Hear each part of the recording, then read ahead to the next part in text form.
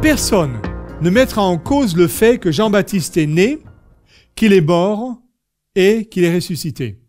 Or, nous avons exactement les mêmes paroles pour Jésus et il semble que les gens changent l'ordre des mots. Cela n'a pas de sens, cela n'est pas logique. Ce qui est dit de Jean-Baptiste est exactement la même chose que ce que dit Jésus. Donc, nous devons mettre le même ordre de séquence pour Jésus. Sa mort, plutôt sa naissance, sa mort et sa résurrection. D'ailleurs, lorsque nous continuons à lire le Coran, il est dit au verset 31 que Jésus a été fait par Dieu un être béni, Moubarak, où qu'il soit. Il m'a ordonné de pratiquer la salat et la zakat ma vie durant. Pour traduire à nos amis qui ne sont pas arabophones, Jésus dit qu'il a été béni par Dieu et Dieu lui a donné de pratiquer la prière et l'offrande pendant toute sa vie. Pendant toute sa vie. Les musulmans savent très bien que Jésus est au ciel. Est-ce que ça veut dire que Jésus maintenant est au ciel et donne des offrandes aux pauvres? Est-ce qu'il y a des pauvres au ciel? Mais certainement que non. Donc, ce texte ne peut s'appliquer que lorsque Jésus était parmi nous et pendant sa vie sur terre. Si vous voulez bien, revenons sur le texte An-Nisa, donc au chapitre 4, et prenons le texte avant le verset 157, où il est dit « Shubiya lahum », c'est ce qui leur a apparu. Avant ceci, nous avons l'histoire des Juifs qui ont fait quoi? Lisons-le à partir du verset 155. Mais qu'est-il advenu de leur engagement? Ils n'ont pas hésité à le dénoncer, à nier les signes de Dieu, à assassiner injustement les prophètes et à déclarer que leur cœur était insensible à toute croyance, alors qu'en réalité, c'est Dieu qui avait scellé leur cœur en raison de leur infidélité, au point que seul un petit nombre parmi eux peuvent être considérés comme de vrais croyants.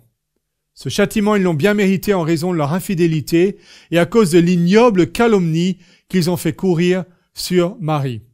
En d'autres termes, le Coran ici proclame une critique très sévère contre les Juifs qui ont même assassiné, qui ont tué les prophètes, injustement bien entendu, qui ont nié les signes de Dieu, qui ont été insensibles à toute croyance et finalement qui ont été infidèles en ce qui concerne l'ignoble calomnie qu'ils ont fait courir sur Marie. On peut très bien s'imaginer ce qu'ils ont fait, c'est de dire que Marie n'a pas de mari, c'est le cas de le dire, c'est-à-dire qu'elle n'a pas d'époux, donc Jésus aurait été un enfant illicite, un enfant né d'une manière impure, et le Coran considère ceci comme une calomnie, vu que le Coran lui-même parle de Jésus, un enfant pur. Mais non seulement ça, nous savons très bien que les Juifs ont toujours refusé d'entendre parler de Jésus. Même dans les évangiles d'ailleurs, nous avons l'idée que lorsque Jésus est mort, les Juifs ont tout fait pour répandre une légende, pour répandre un bruit que Jésus n'est pas ressuscité, mais que son corps a été volé. Or voici que Mohammed, ici dans le Coran, parle de Jésus des plus belles paroles possibles. 25 fois dans le Coran, nous trouvons le nom de Jésus. Jésus qui est donc le Verbe de Dieu, Kalimatullah, qui est Rahmatullah, la miséricorde de Dieu, Qawl al-Haq, l'expression de la justice. Il est appelé des plus beaux noms, Al-Masih, et j'en oublie bien sûr, il y en a énormément dans le Coran. Jésus est le seul qui a tous ses attributs. Et alors, voilà que cet homme arrive à Madina et parle aux Juifs de Jésus, et les Juifs de dire « Arrête, Jésus est mort, nous l'avons tué. Nous l'avons tué, c'est fini. » Or, que dit le Coran? Oui, les Juifs disent « Nous avons tué Jésus, le Messie Jésus, fils de Marie, prophète de Dieu, alors qu'ils ne l'ont point tué et qu'ils ne l'ont point crucifié, mais ont été seulement victimes d'une illusion. » Encore cette parole, c'est ce qu'ils pensent. Car même ceux qui se sont livrés ensuite à des controverses à son sujet sont encore réduits faute de preuves à de simples conjectures. C'est-à-dire que même ceux qui prétendent, par exemple, que Judas a été crucifié à la place de Jésus ne font que de simples conjectures, en bon français, des spéculations. En réalité, ils ne l'ont point tué, le texte continue, mais c'est Dieu qui l'a élevé vers lui, car Dieu est puissant et sage. Donc, les Juifs disent, Jésus est mort, on n'en parle plus, le Coran dit, Shubiya lahum, c'est ce qu'ils pensent, car Dieu l'a rafa, l'a élevé vers lui, et c'est le même mot que nous trouvons dans le Coran et dans la littérature pour parler d'une résurrection. Dieu ne l'a pas seulement élevé comme ceci, mais il l'a amené à revivre alors qu'il était mort. En d'autres termes, oui, Jésus est mort, mais il est vivant. Donc les Juifs n'ont pas raison de dire qu'il est mort une fois pour toutes. Le Coran a raison de dire, oui, ils disent que Jésus est mort, mais ce n'est pas tout à fait vrai parce que c'est seulement ce qu'ils croient, puisque Jésus est ressuscité. Voilà donc l'explication, qui est la seule explication possible, sinon nous devrions dire que le Coran se contradit lorsqu'en 3 endroits différents, contre un texte seulement, il dit que Jésus est né, qu'il est mort et qu'il va ressusciter. Et en plus, si nous revenons au texte que nous avons lu la dernière fois, le texte contenu dans la sourate Maryam, verset 21, il est dit que Jésus est une miséricorde émanant de Dieu. Donc, Rahmat minhu. Et ensuite, il est dit que ceci a été décidé. C'est quelque chose que Dieu a décidé. Souvenez-vous que nous avons dit que dans la Bible, dans la même chose, l'homme n'a pas été racheté de sa vaine manière de vivre par de l'or ou de l'argent, mais par le sang précieux du Christ, comme d'un agneau, sans défaut et sans tache. Et maintenant, relisez avec moi le verset 20. Prédestiné avant la fondation du monde et manifesté à la fin des temps à cause de vous. Ce qui veut dire que Jésus est venu sur la terre, il n'est pas mort comme un martyr. Il n'a pas simplement été la victime de la méchanceté de certaines personnes, des Juifs de l'époque, mais il a été choisi dans un plan divin pour venir sur terre pour se donner pour nous. Dans Jean chapitre 3, verset 16, Jésus lui-même dit que Dieu a tant aimé le monde qu'il a donné son Fils unique, afin que quiconque croit en lui ne périsse point, mais qu'il ait la vie éternelle. Ça veut dire que Dieu a donné son Fils. Dieu a donné son Fils comme il a donné à Abraham un bélier pour la rédemption, le rachat de son Fils sur le mont Moria.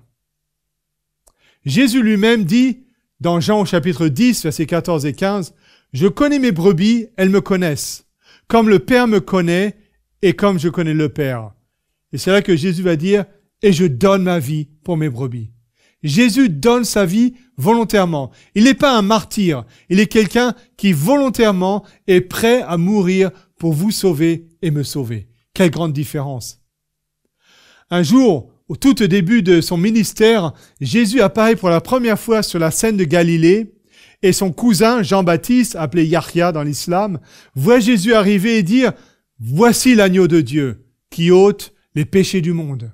Voici l'agneau de Dieu. Voici celui qui a été prédestiné, comme le dit le Coran, prédestiné pour venir accomplir la miséricorde de Dieu comme la bonne nouvelle, Bouchra, donc la bonne nouvelle venant de Dieu. » Ceci est l'interprétation d'un texte que nous trouvons déjà bien avant dans l'Ancien Testament, dans le livre d'Ésaïe. 700 ans avant la venue de Jésus sur terre, le prophète d'Ésaïe dit la chose suivante, chapitre 53, versets 4 à 7. « Cependant, ce sont nos souffrances qu'il a portées. C'est de nos douleurs qu'il s'est chargé. Et nous l'avons considéré comme puni, frappé de Dieu et humilié. Mais il était blessé pour nos péchés, brisé pour nos iniquités.